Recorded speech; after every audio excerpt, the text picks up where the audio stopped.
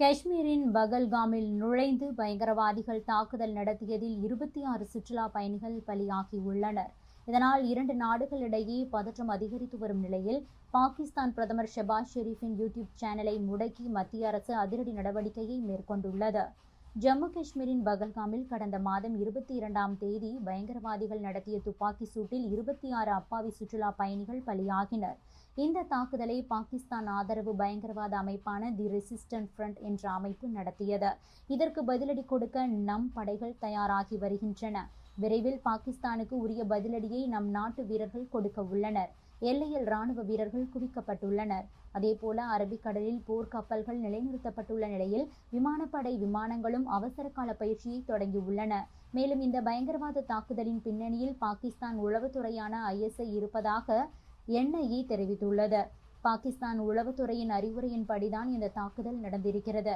ஆனாலும் கூட பாகிஸ்தான் இந்த தாக்குதலுக்கும் தங்களுக்கும் எந்த ஒரு தொடர்பும் இல்லை என மறுத்து வருகிறது. ஆனால் பாகிஸ்தானை எடுத்துக்கொண்டால் காலம் காலமாக பயங்கரவாதிகளுக்கு ஆதரவு தெரிவித்து வருகிறார்கள் என்பதுதான் உண்மை. இதனை சமீபத்தில் பாகிஸ்தான் ராணுவ அமைச்சர் ख्वाजा ஆசிஃப் கூட உறுதி செய்திருந்தார். அவர் பேட்டி கொடுக்கும்போது அவரிடம் ஒரு கேள்வியை கேட்டார்கள். பாகிஸ்தான் பயங்கரவாதத்துக்கு நிதி கொடுக்கிறதா? பயங்கரவாதத்துக்கு ஆதரவு கொடுக்கிறதா? பயங்கரவாதிகளின் பின்னால் இருந்து பாகிஸ்தான் செயல்படுகிறதா என்று ஒரு கேள்வி கேட்கப்பட்டது. அதற்கு பாகிஸ்தான் பாதுகாப்புத்துறை அமைச்சர் ख्वाजा ஆசிஃப், நாங்கள் சுமார் 30 ஆண்டுகளாக அமெரிக்காவிற்கும் பிரிட்டன் உள்ளிட்ட மேற்கத்திய நாடுகளுக்கும் இந்த மோசமான வேலைகளை செய்து வந்தோம். அது தவறு. அதற்காக நாங்கள் துன்பப்படுகிறோம் என கூறியிருக்கிறார். இதன் தொடர்ச்சியாகத்தான் பாகிஸ்தானின் முன்னாள் வெளியுறவுத்துறை அமைச்சரும் பெனாசிர் பூட்டோவின் மகனுமான பிலாவல் பூட்டோ அளித்த பேட்டியில் அதனை மீண்டும் உறுதி செய்திருக்கிறார். தனியார் செய்தி நிறுவனம் சார்பாக அவரிடம் ஒரு கேள்வி கேட்கப்பட்டது. பாகிஸ்தான் பயங்கரவாதிகளுக்கு ஆதரவு அளித்ததை ராணுவ அமைச்சர் ख्वाजा ஆசிஃபே உறுதி செய்திருக்கிறாரே என்று கேள்வி கேட்டிருக்கிறார்கள். அதற்கு பிலாவல் பூட்டோ, பாகிஸ்தான் கடந்த காலங்களில் பயங்கரவாதிகளுடன் தொடர்பு வைத்திருந்தது என்பதில் ரகசியம் எதுவும் கிடையாது. அந்த தொடர்பின் காரணமாகவே பாகிஸ்தான் கடுமையாக பாதிக்கப்பட்டது. அப்படி பாதிக்கப்பட்டதால் நாங்கள் பாடங்களை கற்றுக்கொண்டோம்.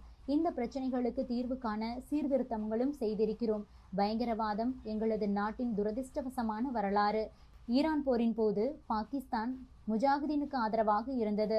மேற்கத்திய நாடுகளின் சப்போர்ட்டுடன் முழு ஆதரவை நாங்கள் வழங்கினோம் என கூறியிருக்கிறார். இதன் மூலம் பாகிஸ்தானுக்கும் பயங்கரவாத அமைப்புகளுக்கும் இடையே நெருங்கிய தொடர்பு உள்ளது என்பது மீண்டும் அம்பலமாகி உள்ளது.